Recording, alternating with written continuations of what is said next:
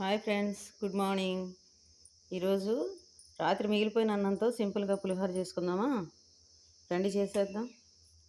మిగిలిపోయిన అన్నం గిన్నెలోకి తీసుకొని దానిలో ఒక చెంచా సాల్ట్, కొద్దిగా పసుపు వేసుకొని ముందైతే ఈ అన్నం అంతా కలుపుకోవాలి.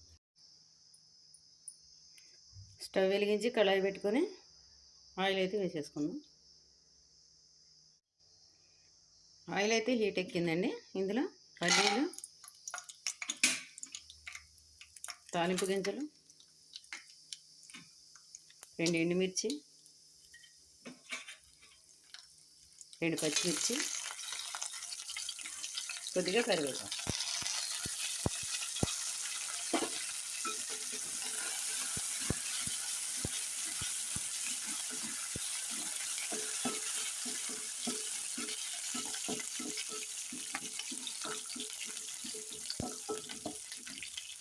తాలింపు అయితే వేగిపోయిందండి. కొద్దిగా జీలకర్ర పొడి వేసుకొని ఇందులో రైస్ వేసేసుకుందాం. ఇది మొత్తం కలిసేలాగా కలిపేసుకుందాం.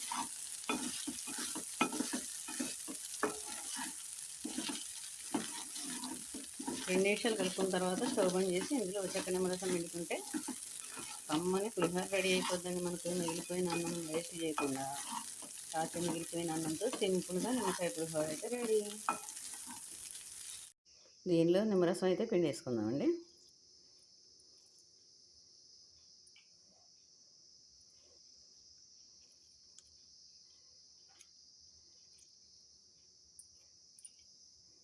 చిన్న కాయలే కాబట్టి నేనైతే 2 కాయలు పిండుకుంటున్నాను. మేము కొంచెం పులుపు కూడా ఎక్కువ తింటాం.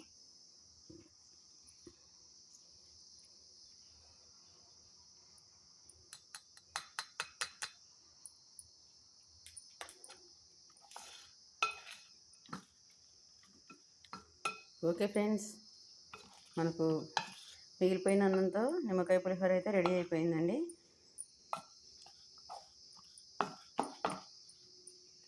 వీడియో నచ్చితే లైక్ చేయండి, షేర్ చేయండి, సబ్స్క్రైబ్ చేసుకోండి.